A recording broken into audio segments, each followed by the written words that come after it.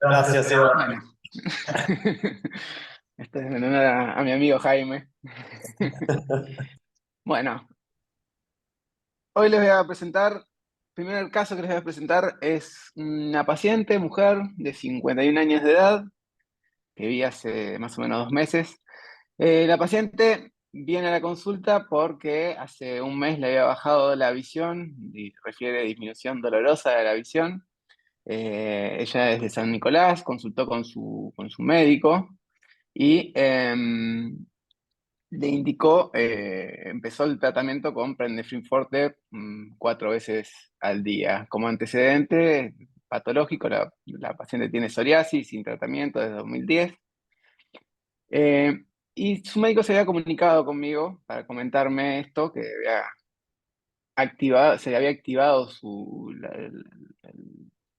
la enfermedad de la paciente, que le había bajado la visión, pero que no sabía si iba a poder venir a verme. Entonces yo lo que le dije es, bueno, ¿sabes qué? Podés hacerle una RFG, me la mandás y vemos qué es lo que tiene, que preferentemente que sea de campo amplio. El tema es que eso hace que la paciente tenga un delay de un mes hasta que llegó a mi consulta. La agudeza visual era de 9 décimas en el ojo derecho, 1 décima en el ojo izquierdo. La biomicroscopía del ojo derecho era totalmente normal. En el ojo izquierdo tenía una cruz de células, algunos precipitados finos, no tenía sinequia, la presión era totalmente normal. Y cuando vamos a ver el fondo de ojo, nos encontramos con esto. En el ojo derecho, voy a describir un poquito, no tenía mucha inflamación en el vitrio, apenas algunas células. Teníamos esta alteración del epitelio pigmentario ahí en nasal. No sé si llegan a ver mi cursor.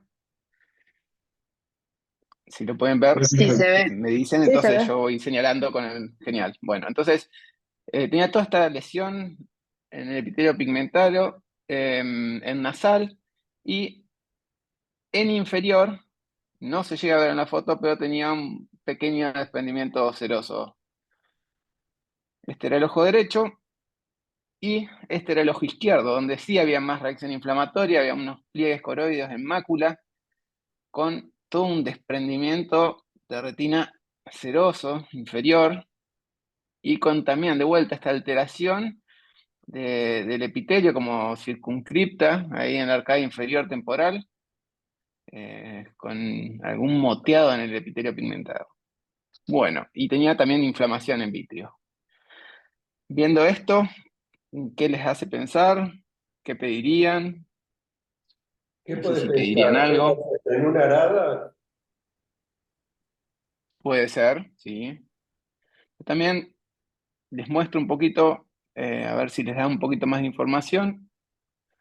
Esta es la autofluorescencia, donde se evidencia en el ojo derecho los circunscriptos de la lesión esa en el ojo izquierdo. En el ojo derecho, perdón, y este es el ojo izquierdo, que ahí también de vuelta, bien localizada, esta lesión que altera todo el epitelio pigmentado.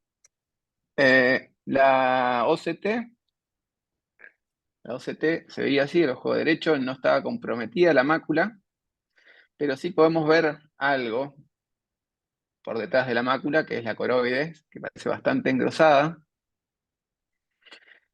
Y este es el ojo izquierdo, donde vemos un desprendimiento de todo el neuroepitelio, desprendimientos basilares también, que esos nos orientan un poquito más hacia el tipo de patología. Vemos estos puntos hiperreflectivos, bastante exudación, tipo ecos tipo membranosos, fibrinoides detrás de la mácula. Entonces, frente a este cuadro, ¿qué diagnósticos diferenciales podemos pensar? La paciente no tenía tratamiento, nada, lo único que refiere es bajó la visión nuevamente, o sea que ya tenía un antecedente. Eh, Seba, síntomas, perdón, síntomas tú asociados a algún síntoma tipo tinnitus o los típicos que cefaleas o algún prodromo o algo, ¿no? no, lo único que refería era baja de visión dolorosa, dolía los movimientos. No, pensaría Sí, también. perdón. ¿Cómo? Ecografía le hiciste, no, ¿no? Escleritis posterior, pensaría. Claro. ¿Dijiste Bien, doloroso? sí, Ya. Con eso descartamos prácticamente la posibilidad de metástasis que podría ser con ese aspecto, aunque se nota en el fondo de ojo y en la ecografía. Y descartamos también el síndrome de fusión uveal, que también no es doloroso, pero nos quedan un montón más.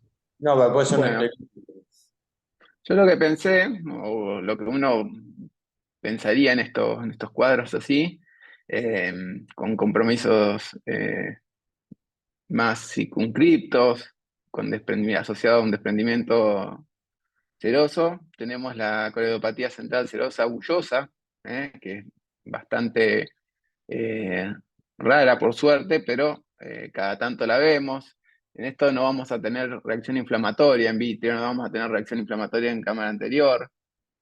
Suele tener alteraciones bilaterales como esta paciente, pero no se asocia a nada inflamatorio y la evolución del cuadro suele ser bastante más largo, salvo que se hayan incendiado por tomar corticoides en algún momento, suelen tener una evolución más larga.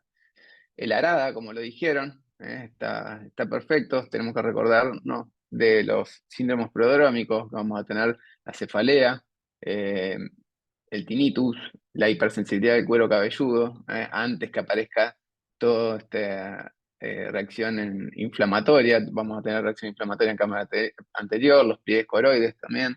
Pero suele ser también la alteración en la coroides bastante más difusa que en esta paciente y no tan circunscripta. Y como decía Arturo, la metástasis también, pero bueno, no suele ser dolorosa, no tiene por qué ser dolorosa. En la ecografía vamos a ver, eh, mm, puede haber lesiones planas o en domo con ecos de hiperreflectividad en su interior. Y si le hacemos una OCT y a esas metástasis, también podemos ver cómo a veces se empuja el epitelio pigmentario y protruye. Entonces son cositas que podemos ir ayudándonos para descartar ese tipo de patologías. Pero bueno, como les decía, a esta paciente no era la primera vez que le pasaba esto. Yo ya esta es la ecografía de la paciente. Ahí vemos todo el engrosamiento coroideo que tiene. Esta es la ecografía que le hice. El engrosamiento bien difuso con la coroides, el desprendimiento seroso, se llega a ver. No se ve masa, no se ve una masa de alta reflectividad. La verdad que no se vislumbraba en ninguno de los dos ojos.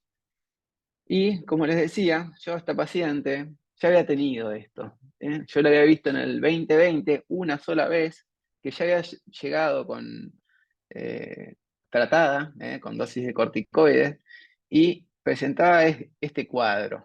El tema es que la paciente en este momento, yo le indiqué el tratamiento con corticoides y nunca más apareció. Entonces, ella me comenta ahora en el segundo episodio, porque en ese momento sí me había referido, como preguntaba Jimmy, lo de los acúfenos, ningún otro síntoma más, pero sí acúfeno. Entonces, en su momento yo lo interpreté como un ARAD incompleto, como ya venía tratado y no tenía otros síntomas, pero evidentemente como para pensar en una ARADA, después de 3 años sin tratamiento, sin ningún tratamiento, la verdad que lo descartaría y sí me inclinaría por la escleritis posterior, como dijo Eduardo y como dijeron.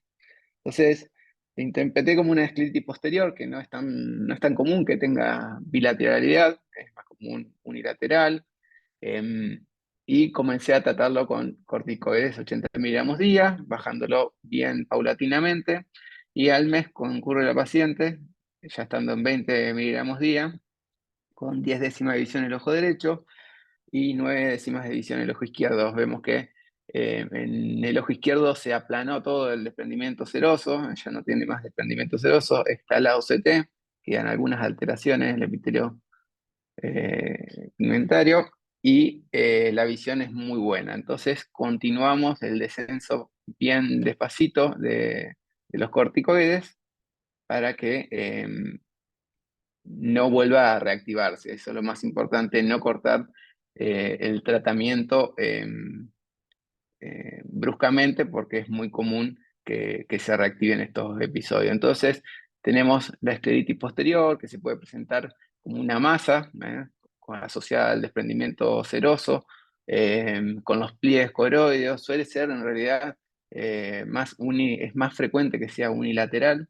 No se suele asociar a escleritis anterior, pero se han demostrado en varias series que más del 50% de las escleritis posterior, después en el seguimiento, sí hacen una activación, hacen una reactivación anterior. Otra forma de presentación es esta que asusta bastante a veces, que es la anular, pero tener en cuenta que siempre se asocia a inflamación y en muchos casos es difícil diferenciarlo quizás de una arada, ¿eh? Entonces son patologías medias prima hermanas.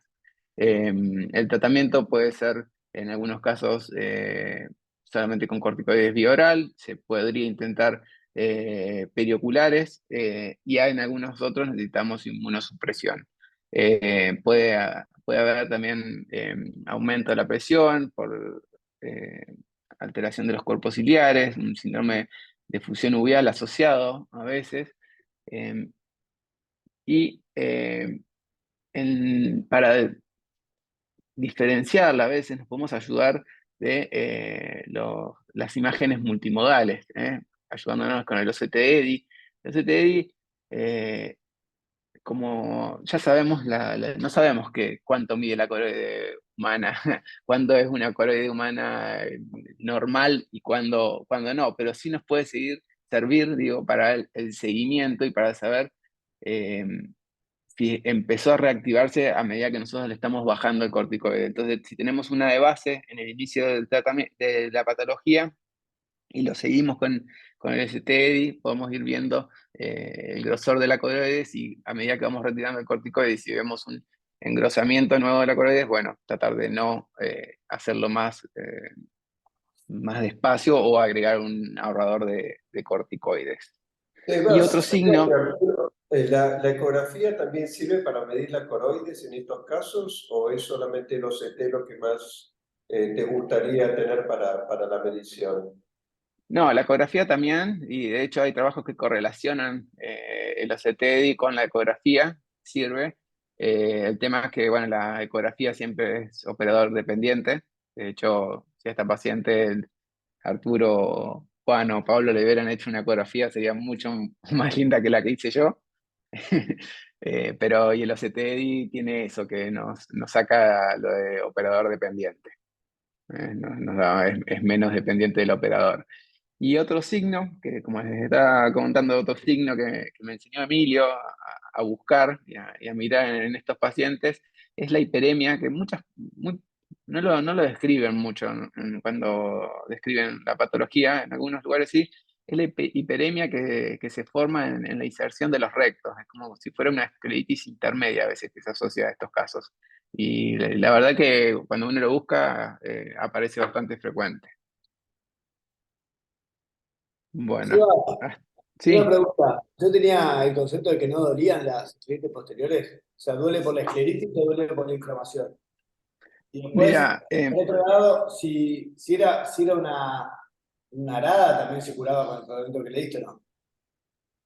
no, en el inicio, la verdad que no es lo más frecuente. No digo no te digo no se hubiera curado porque hemos visto, no sé, Emilio hace poco tuvo un paciente que tenía una arada hace un montón de tiempo sin tratamiento y no tenía mucha repercusión en el fondo de ojo. Yo he tenido paciente que ha recibido de un año de arada y en el fondo de ojo tenía despigmentación nada más y había estado sin tratamiento y ve 10 décimas y sin todas las complicaciones. Pero no es lo más común hacer un solo mes de tratamiento con corticoides en el arada y que se cure, no, te diría. Yo no lo haría directamente. Llevo ahí en el Y con chat. respecto y con respecto, Pato, Aquí al preguntan dolor, si era hipermétrope. la paciente sí era hipermétrope. Con respecto al dolor, Pato, suele doler al principio es un dolor que lo refieren bastante característico, porque suele doler al principio de la patología y no es continuo, empeora con la actividad física y por la noche, y con los movimientos oculares. No es el dolor de la escleritis anterior que duele todo el tiempo y molesta mucho y se hace insoportable. Esa es la diferencia de la escleritis posterior con la anterior, capaz que hacia eso te referías cuando me decías lo del dolor. Esto está buenísimo el caso, Sebas, y sí, vos justo comentabas esa paciente que vimos hace 2 semanas en el hospital, que llevaba 15 años de evolución y lo único que había hecho era un tratamiento de 2 semanas.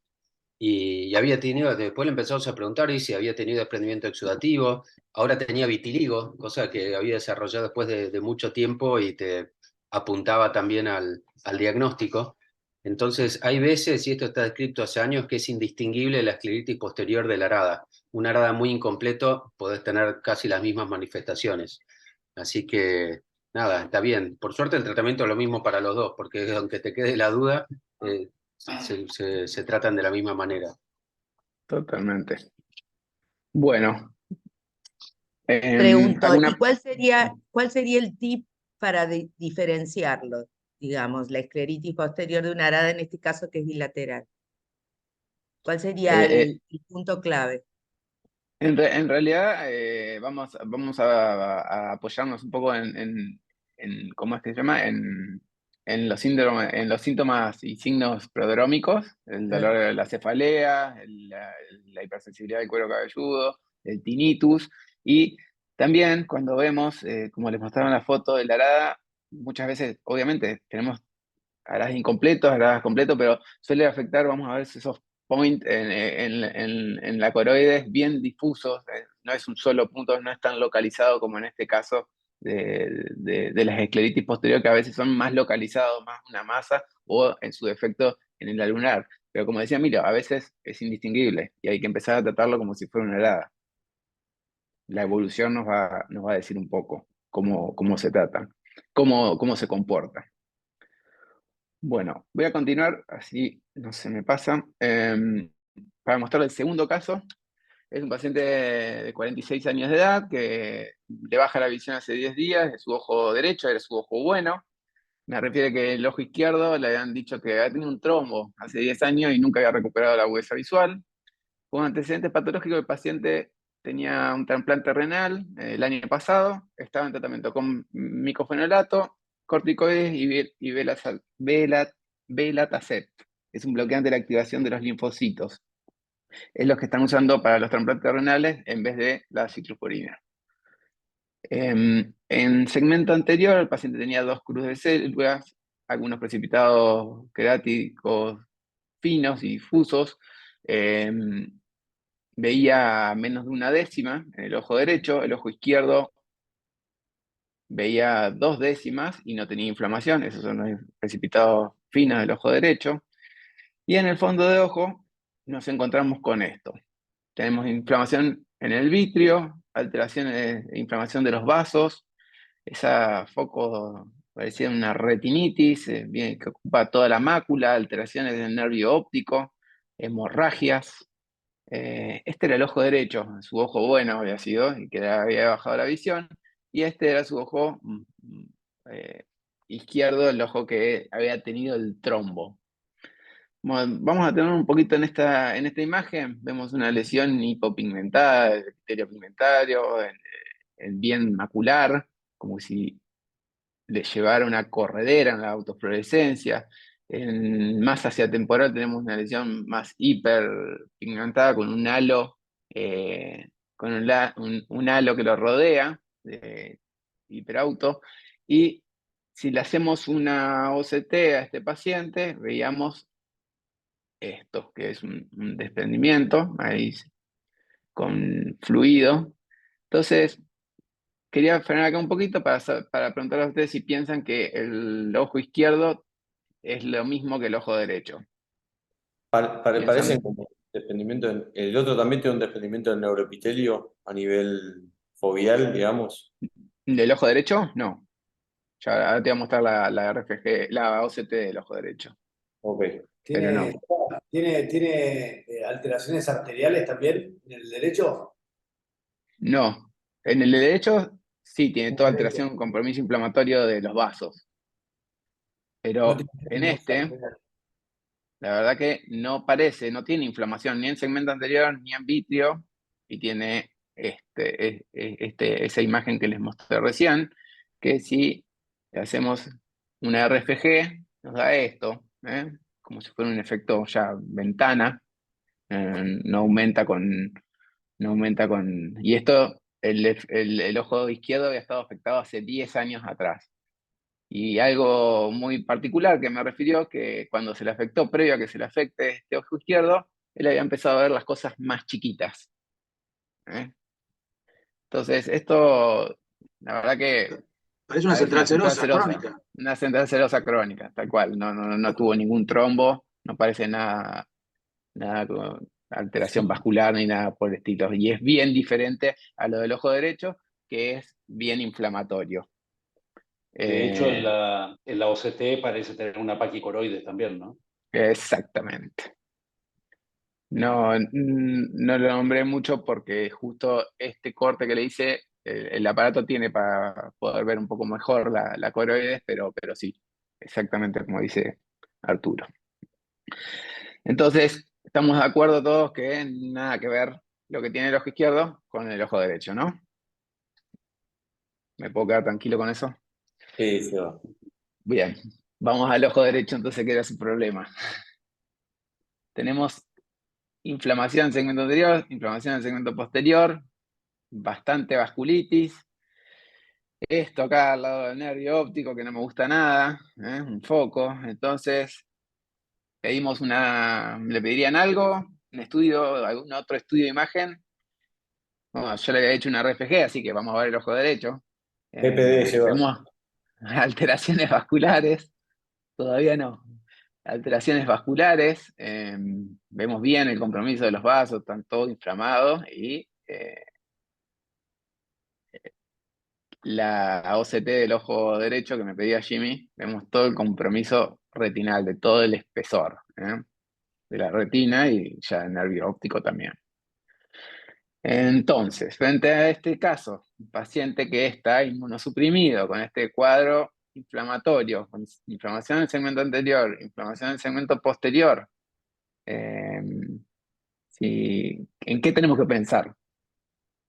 En nuestro Era medio. inmunocompetente, ¿no? La paciente. No, Está tan plantado y está con micofenolato y con el otro, el belatacept, que es otro inmunosupresor. Está inmunosuprimido. ¿Te dirían algo? CMB no genera esa ¿Cómo? inflamación, no. Puede ser.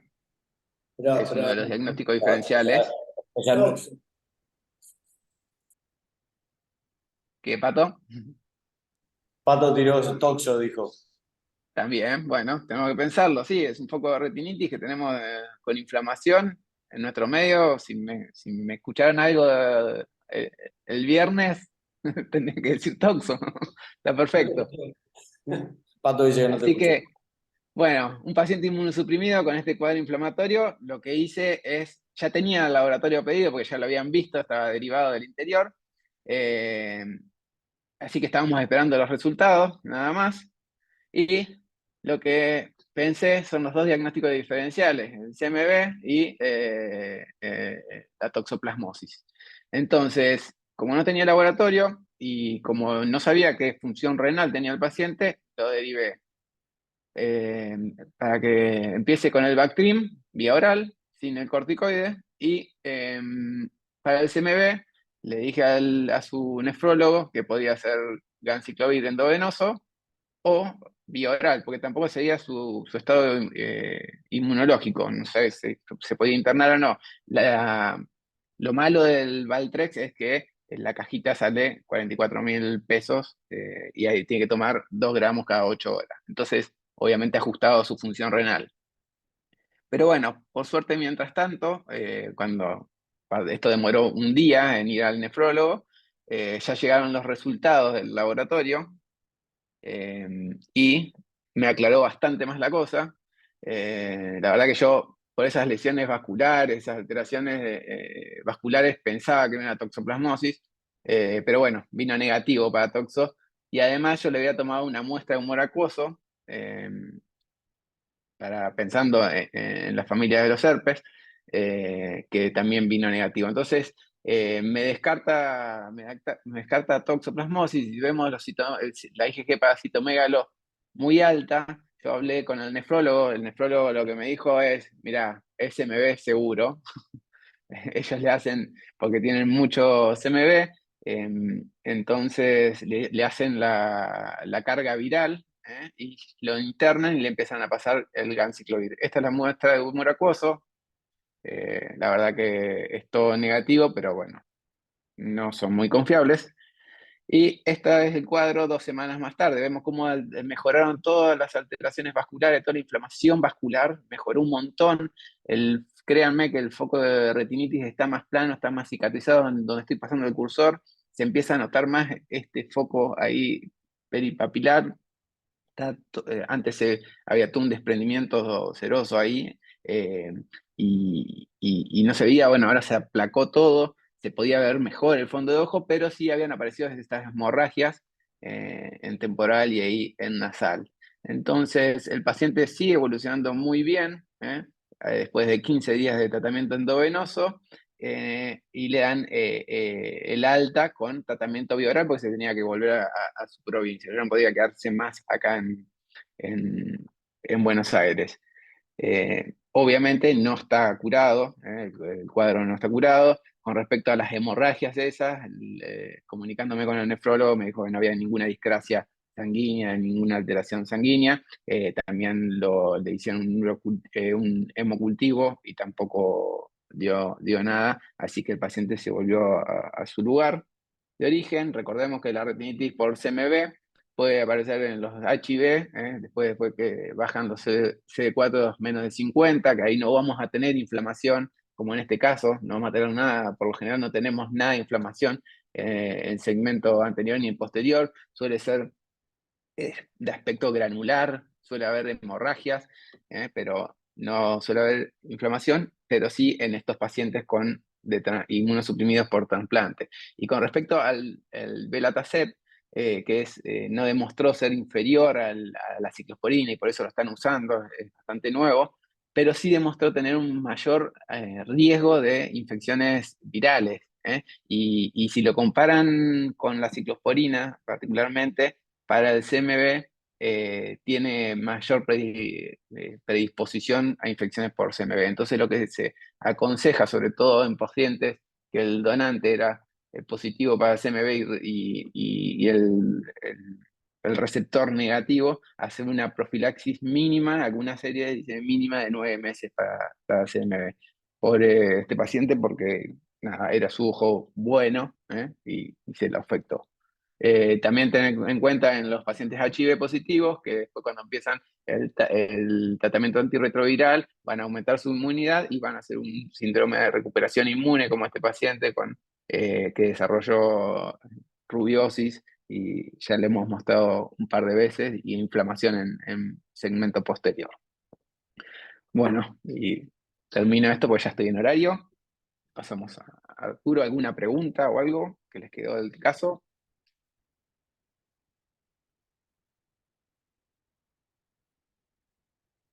Bueno, no Bueno, hay Seba. preguntas. Clarísimo. Hacemos stop. Bueno, vamos a pasar ahora a la segunda parte. Como dije el otro día, la parte interesante. Que pareciera que nos pusimos de acuerdo con los casos que presentamos hoy, pero no es así. Siempre, siempre, Arturo. Ahí se ve la presentación. Sí, se ve. Perfecto. Bueno, el primer caso es un paciente que se autopercibía como hombre y casualmente era hombre, que viene para preguntar por una segunda opinión. Viene con un diagnóstico de desprendimiento de retina en el ojo derecho desde hace unas semanas. Lo operaron en Santa Fe por ese desprendimiento de retina, le hicieron un cerclaje, no recuperó para nada la visión, tiene una recidiva del desprendimiento de retina, está muy dolorido, muy molesto. Tenía como antecedentes oculares una gran hipermetropía, tenía estrabismo de chico, el ojo derecho, que es el que se le desprendió ahora, era su ojo dominante, o sea, su ojo bueno. Le habían operado el ojo izquierdo, no sé si por un cristalino claro, no era muy claro lo que me decía él, pero le habían operado y como no daba la longitud axial para un lente normal, le habían puesto un piggyback sumando más 36.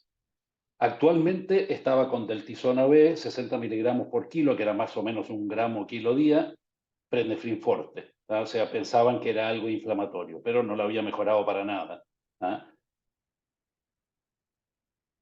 Fíjense lo que es en la biomicroscopía. Bueno, primero que la visión que tenía era movimiento de manos, o sea, veía la luz prácticamente, y en el otro ojo veía 1,5, o sea, el ojo malo veía 1,5. En la biomicroscopía, ustedes ven que la retina está totalmente pegada al cristalino, ¿ah? No tenía buen color, se le veían como unos depósitos en la superficie, o sea, no se veía como una retina sana. Y en el ojo izquierdo se veía, bueno, los lentes intraoculares piggyback con cápsula abierta, no tenía más que describir. La presión era borderline, pero razonable para un paciente con una longitud axial muy corta y probablemente con una córnea muy gruesa, para mí era normal. La oftalmoscopía, en el ojo derecho, bastante obvio que había un desprendimiento de retina total, un color de la retina medio grisáceo, ¿tá? Un color anormal.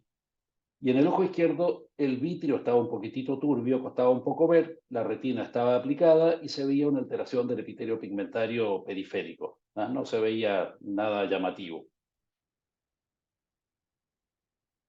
Le hicimos una ecografía en el ojo derecho, se veía un implante de una esponja de silicona a 360 grados, una esponja bastante grande. Como ven, no produce una gran indentación y el desprendimiento de retina que tenía era total, bulloso, escasa movilidad. ¿Ah? Tampoco refería que le hubieran encontrado, él decía que no me hablaron nada de láser, no me dijeron nada de ningún desgarro, o sea, mi sensación con esto es que fue un desprendimiento exudativo. Y esta sensación se aumenta cuando veo que le dieron corticoides en grandes dosis. ¿Ah? Acá era bastante obvio que tenía un engrosamiento muy importante de la esclera y de la coroides. ¿Ah? Y tenía una longitud axial de aproximadamente 16,5 milímetros. ¿Ah? Ya se empieza a poner interesante el caso, 16,5 realmente chico, o sea, esto es nanostalmos. ¿Ah? Entonces, primero que nada, ¿qué hacemos con este ojo? Porque un ojo que está bastante dañado, mi impresión es que ese desprendimiento de retina no era reciente por el color que tenía la retina, la impresión que daba era un desprendimiento de retina más bien antiguo, que probablemente se dio cuenta, que fue paulatino y se dio cuenta cuando empezó a empeorar.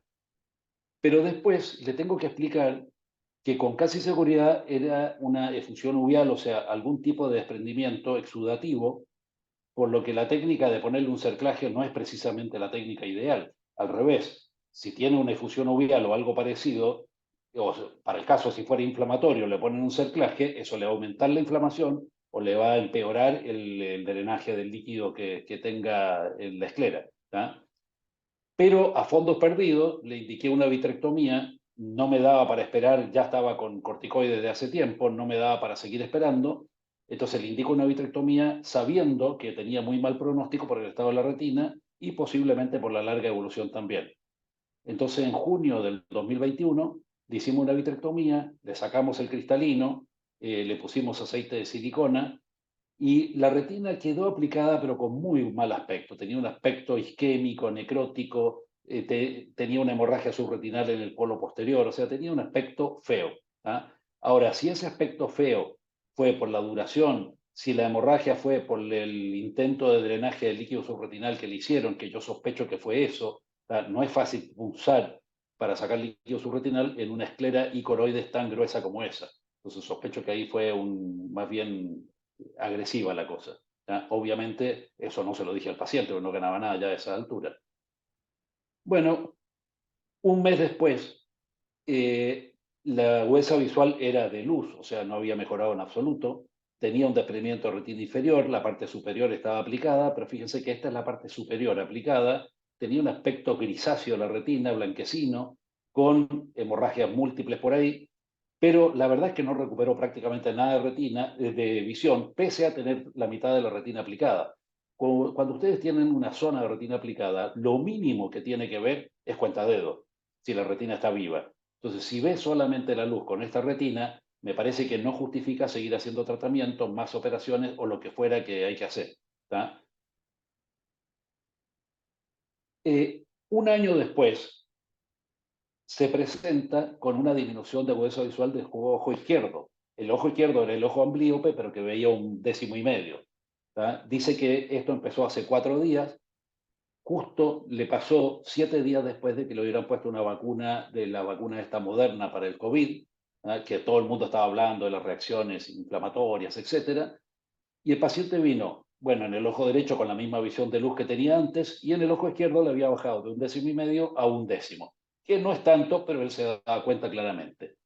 La presión era de 10 y 15, ya convertida, con el cálculo del espesor corneal, y en la microscopía, en el ojo izquierdo tenía la cámara algo aplanada, pero el resto no se veía ningún signo inflamatorio.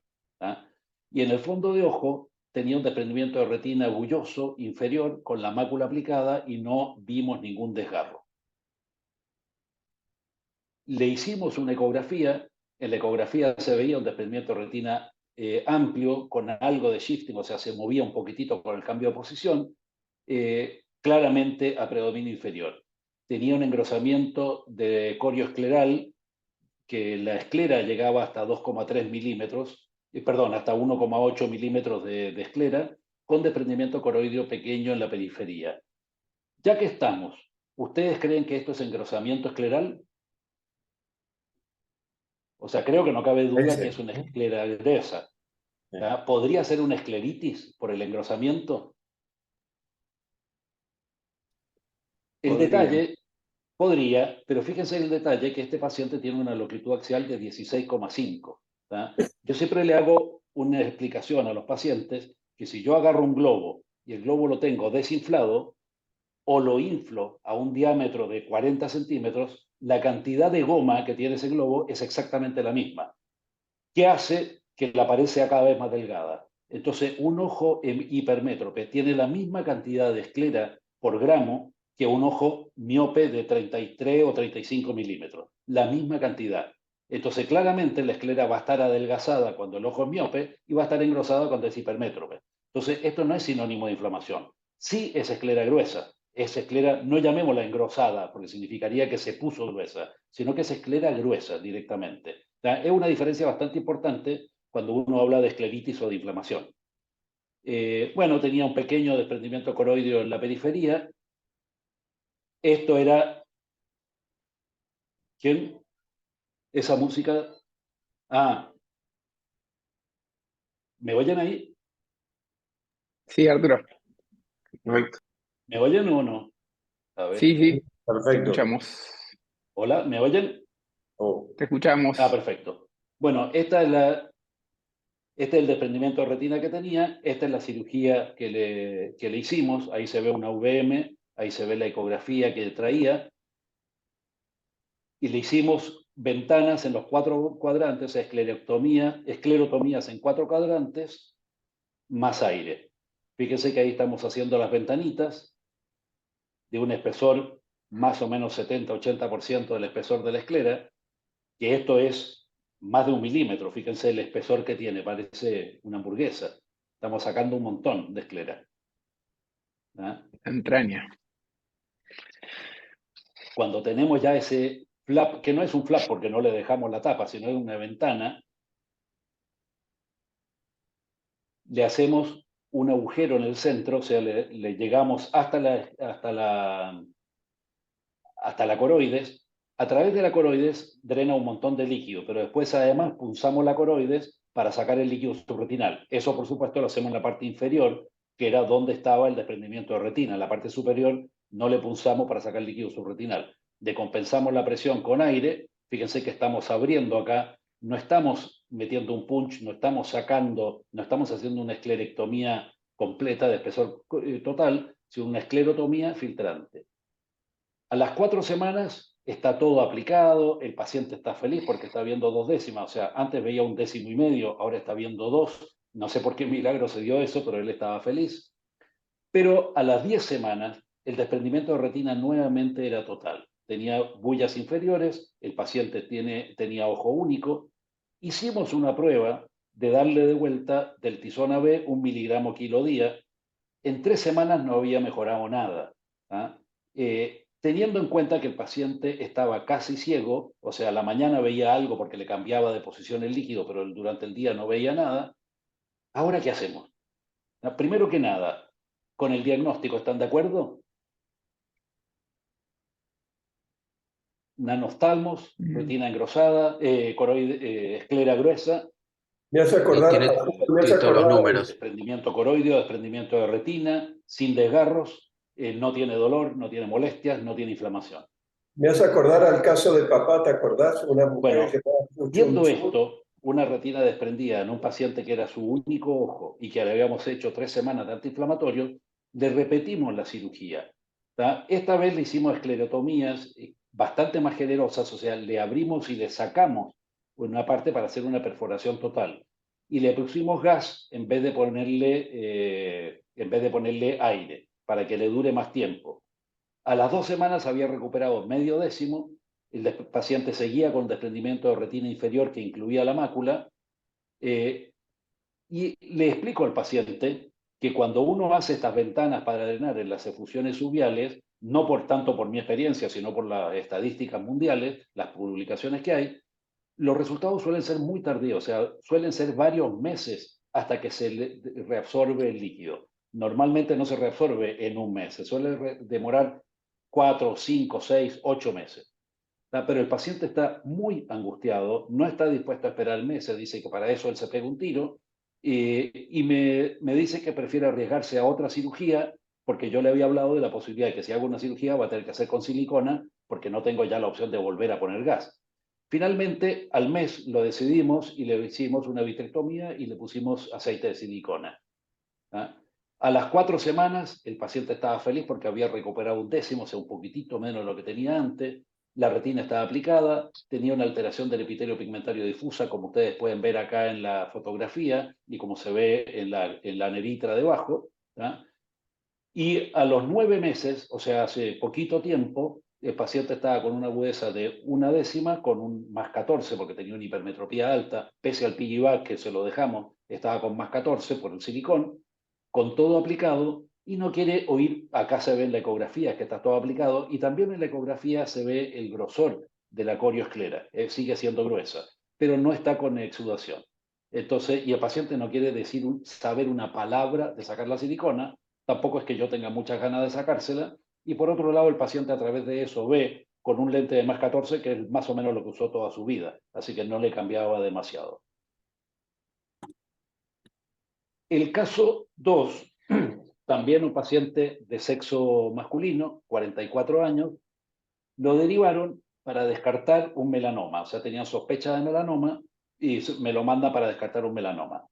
Había tenido desprendimientos del cuerpo ciliar, así se lo describían, en el ojo izquierdo, en la primavera del 2003, en la primavera del 2004 y ahora de nuevo, que no estábamos en primavera, sino en pleno invierno. ¿Ah? Estaba con un tratamiento con deltisona B de 30 miligramos, o sea, era un poco ni chicha ni volada, le habían llegado hasta 60 miligramos, pero un tipo por lo menos de 90 kilos de peso, con atropina y acetazolamida. Como síntomas, había tenido una leve disminución de visión sin dolor en ese ojo izquierdo. O sea, nunca perdió una gran cantidad de visión ni nada por el estilo. Él refiere que era muy alérgico, tenía alergia a muchas cosas, pero no tenía asma y no tenía un tratamiento nada especial. Por lo tanto, yo tomo con pinza ese muy alérgico. Probablemente le picaba muchas cosas nada más, pero bueno, hay diferencias. Le habían hecho un ataque de cuerpo entero, no tengo muy claro buscando qué, pero le habían hecho ataque de cuerpo entero, le habían hecho un centellograma óseo, nuevamente no tengo muy claro por qué, y le habían hecho también el RFG, todo le daba relativamente normal. El RFG era de bastante mala calidad, pero no se veía nada extraordinario. En los meses anteriores a venir a verme, había hecho varias consultas con tipos de buen nivel, o sea, básicamente había visto a especialistas en uveitis de buen nivel. Y le habían hecho VM, en la cual se veía desprendimiento del cuerpo ciliar, y le habían hecho una ecografía que le refirieron como posible melanoma, un ecografista bastante conocido, y ante esto un retinólogo le dice que hay que hacer una biopsia para estar seguro. ¿Tá? ¿Cuántos diagnósticos por biopsia de melanoma hacemos nosotros? ¿Alguien me puede dar una cifra aproximada? 0.01. Ninguno. Miles Más o de... menos entre 0 y ninguno.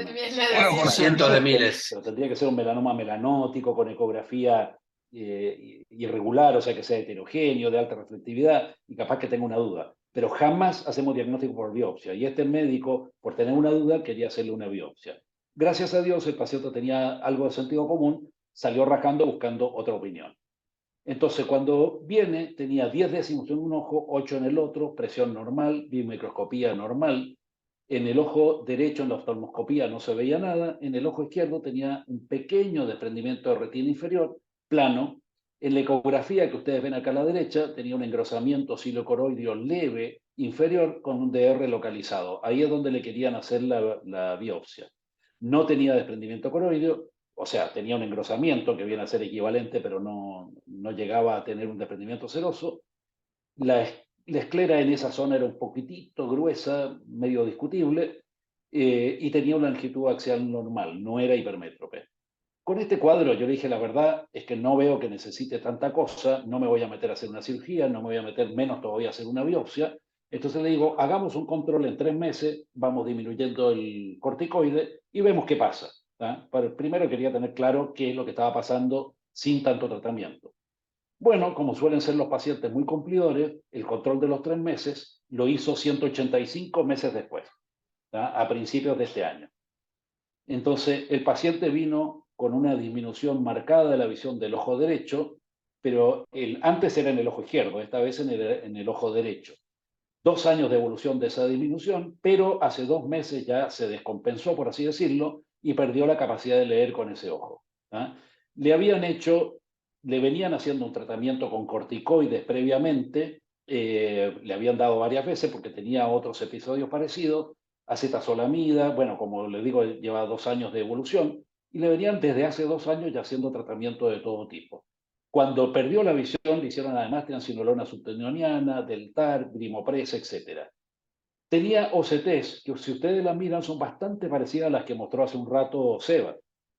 Tenía líquido subretinal, aparentemente como que la coroides estaba ingurgitada. Las OCTs anteriores del año anterior estaban secas, o sea, aparentemente la pérdida de visión era por eso, y parecía tener una paquicoroide. Si ustedes miran acá cuando estaba seco, acá la coroide se ve bastante gruesa, pero no es una medición de coroides verdadera, pero bueno, está bastante gruesa. También traía VM de los 2 últimos años, que se veía un ángulo estrechado, un ojo derecho con desprendimiento ciliocoroideo, y no le agrega mucho más. En el examen que yo le hice, agudeza visual de movimiento de manos y de 10 décimos, la presión era normal, la cámara estrecha en el ojo derecho era la cámara estaba bastante estrechada, en el otro tenía un ángulo un poco estrecho, pero acá tiene una cámara casi aplanada en la periferia, una catarata bastante importante y no tenía ningún signo de inflamación, ni en la esclera ni en la cámara anterior. Y en el fondo de ojo, en el ojo derecho, tenía un desprendimiento coroideo y desprendimiento de retina amplio que le cubría la mácula, no le veíamos ningún desgarro, y en el ojo izquierdo tenía una alteración del epitelio pigmentario de la retina, no muy marcada, pero muy parecida a lo que uno ve, por ejemplo, en una central serosa crónica. Entonces, ¿qué conducta tenemos que tener acá? ¿Qué estudios le vamos a hacer? Para no irnos en el tiempo, por supuesto que uno se plantea diagnósticos diferenciales acá. Entonces, un diagnóstico diferencial que yo me plantearía acá es, por ejemplo, una central serosa exacerbada por el uso de corticoides. Pero la realidad es que no tenía aspecto de central serosa, tenía ese engrosamiento coroideo importante, tenía unas cuantas cosas que no eran típicas de la central serosa. Esta era la ecografía, o sea, tenía un desprendimiento ciliocoroideo muy importante, amplio, desprendimiento de retina inferior que le incluía la mácula, la VM, desprendimiento ciliocoroideo, esto era lo que tenía ahora. Entonces, ¿qué hacemos ahora? ¿Cuál es el tratamiento? ¿Cuál es el diagnóstico? Ya viene usando corticoides. ¿Ah? Antiguamente yo dije esperemos, ¿por qué? Porque estaba con 8 décimas y la retina aplicada. Ahora tiene toda la retina desprendida. Bueno, volvemos a hacer ventanitas. Ahora, después de haber hecho las ventanas del paciente anterior, ahora fui más agresivo de entrada con las ventanas. No es que veamos pacientes de esto todos los días. Entonces ver 2 en 2 años es bastante. Ahí estoy haciendo la última lámina de esclera, la estoy abriendo. Vean que sale líquido que es subcoroideo. El desprendimiento coroideo se empieza a ir, se empieza a aplanar. Sale no una catarata de líquido, pero sale bastante líquido. Esto lo hacemos en los 4 cuadrantes. Le vamos compensando con gas la presión, porque uno no puede trabajar con el ojo totalmente desinflado. O sea, hacemos más o menos lo mismo que habíamos hecho en el otro paciente, en los 4 cuadrantes, pero una vez hecha la ventanita, nosotros lo que hacemos es sacar, abrir la ventanita, fíjense cómo le estamos sacando. Si ustedes quieren ser más elegantes, lo hacen con un punch. La verdad que no creo que haya mucha diferencia. Después le hacemos la punción para sacar líquido subretinal, esa la hacemos en la zona inferior, y lo rellenamos el ojo con gas. Y ahí termina la cirugía básicamente. A las 3 semanas el paciente viene con una agudeza visual de medio décimo, con desprendimiento de retina inferior bastante más plano, bastante plano de hecho, pero todavía le queda un 50% desprendido. A los 2 meses le queda un 25% de desprendimiento de retina, la visión sigue más o menos igual, pero esta visión seguía así porque tenía una catarata densa. Esta catarata es por todo el corticoide que había tenido. A los 5 meses mantiene la visión, la catarata está densa, la retina está totalmente aplicada, excepto en la extrema periferia inferior, que le queda una leve alteración pigmentaria.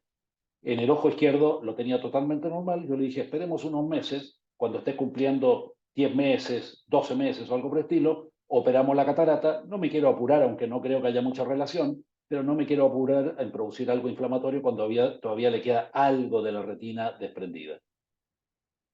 Entonces, básicamente estamos ante 2 casos que yo creo que son de síndrome de fusión uveal. En los casos de síndrome de fusión uveal normalmente son idiopáticos, o sea, hay que descartar todas las cosas que sean efusión uveal, pero no el síndrome de fusión uveal. La efusión uveal se puede producir por muchas uveitis, por ejemplo, foco Yanagi-Arada que mostraba antes, la escleritis posterior que mostraba antes.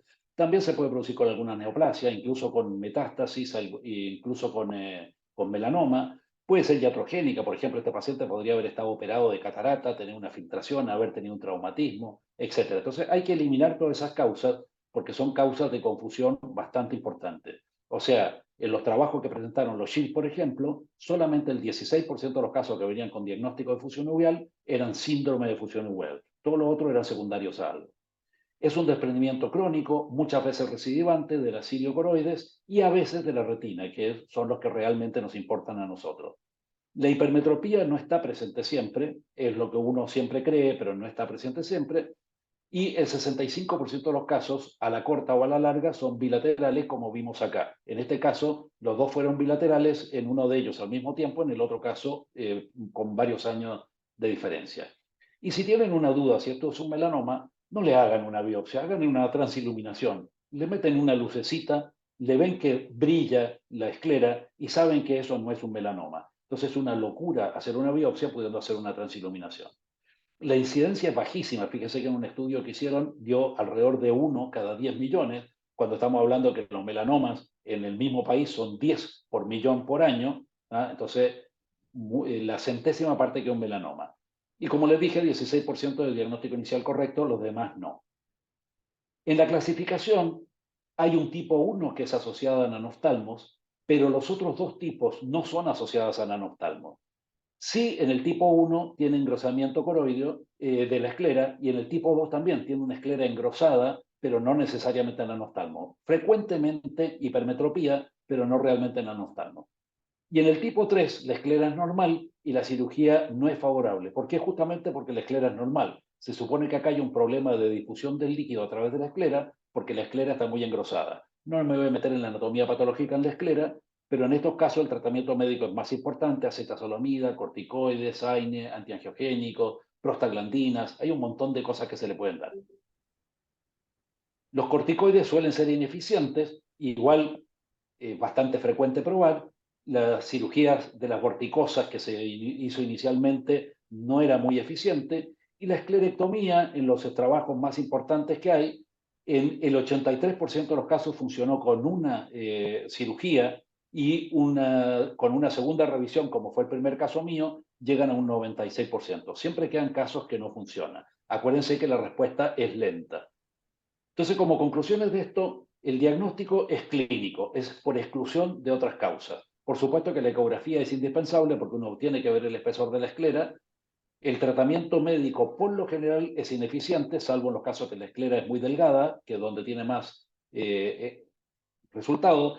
Igual yo creo que, viendo las publicaciones que hay, se justifica lo que me dijo Emilio en su momento, porque estos dos casos yo se los mostré a Emilio, y me dijo: hacerle una prueba terapéutica con corticoides si no la tiene. Entonces, el paciente que hizo la reacción y no tenía corticoides, le hicimos una prueba terapéutica y no respondió. Los tratamientos quirúrgicos, tengan en cuenta que los resultados son lentos, o sea, no van a tener la retina aplicada al mes, esperen tenerla aplicada a los 5 meses, 6 meses. Ahora, si en un mes no ven diferencia y está peor que al principio, probablemente ya salió mal. Y las secuelas a largo plazo pueden ser importantes, sobre todo si el desprendimiento de retina es de muy larga evolución, por la alteración que deja del epitelio pigmentario. Muchas gracias y terminamos. Arturo, tengo una pregunta. ¿A todos los pacientes que tengan un síndrome de fusión uveal le harías una prueba terapéutica con corticoides para descartar cualquier otra ¿Se patología? aceptan opiniones, preguntas? Ahí Ahí le aviso que no Mario se Peralta escucha. había dicho de Sí. entrada anortálmico de fusión uveal. Artur, perdón, Avisale. te están hablando y no escuchas. Ah, ¿no me Parece escuchan? que no nos escuchan. Ah, vos sí, pero vos no nos escuchás a nosotros. Ah, pequeño detalle. A ver. Ahí los oigo. Ahora, te preguntaba, Arturo, si a todos los pacientes con un síndrome de fusión uveal les harías una prueba terapéutica con corticoides para descartar alguna patología antes y después los tratarías. Y en ese caso, ¿cuánto tiempo esperarías? Me gustaría oír también la opinión de Emilio, yo viendo lo que vi, viendo lo que leí, porque acuérdense que yo tengo estos dos casos de los últimos 2 años, pero antes de eso creo que tuve 2 casos más en toda mi vida. Yo creo, por lo que yo leí, me parece que se justifica la prueba terapéutica, y yo creo que para ver una respuesta real, como uno ve en foco de Llana-Guerada, la escleritis, etcétera, sería lógico esperar por lo menos 3-4 semanas. Emilio, Sebastián, ¿qué opinan? Y creo que vale la pena la prueba terapéutica, porque como es un diagnóstico clínico y sabés que este no responde nada, y los casos que mostró Sebas, donde por ahí no distinguís si es escleritis posterior arada, entonces no cuesta nada. Pero si vos pones 1 miligramo kilo, seguro que a las 2 semanas ya te diste cuenta si tenía Claro. alguna respuesta o no. Y después, de lo que decía Arturo, no siempre tienen la esclera engrosada, y no hablo de la anatomía patológica, pues un embole, pero el concepto es que no solo está engrosada la esclera, sino que en algunos casos lo que pasa es con la disposición de las fibras de la esclera las que están mal. Si lo mandás a estudiar y toda la Sí. sustancia está entre las fibras también, así que bueno, ese sería el mecanismo. Y bueno, pero sí, un poco lo que dijo Arturo, paciencia. A veces hay que reoperarlo si lo ves que todavía tiene líquido, y muchas veces con el tiempo ese líquido se le va. Si no le involucra la mácula, uno puede seguir esperando. Y nada, no hay una técnica igual a otra, pero la verdad es que sacar un montón de esclera, hacer la esclerostomía. Yo incluso, Arturo, lo que hago es poner una espátula entre la coroides y la esclera, porque a veces queda medio tabicado el líquido, Bueno, y vos te viste ayuda que a que yo metí salga la un poco espátula. más. Sí. Yo metí la espátula ahí. Ah, perfecto. Pero bueno, Me parece que lo bueno que estaría para hacer estos casos, para tener la confirmación definitiva del diagnóstico, es esa tapita de esclera que sacás, Arturo, mandarla a analizar también con el patólogo, para que te muestre justamente esa disposición de las fibras que dice Emilio y esa y alteración los en el depósito de depósitos, colágeno. depósitos aminoglicano, etcétera, sí, podría ser interesante. Igual van a seguir siendo pruebas terapéuticas, ¿no? Pero sí, podría ser interesante, no cuesta nada en realidad, o cuesta poco. Bueno, siendo las 1:30, En muchas mucho gracias. tiempo. Muy Muy bueno. Hasta la semana que viene. Muchas Hasta gracias, luego. doctores. Adiós. Buen día.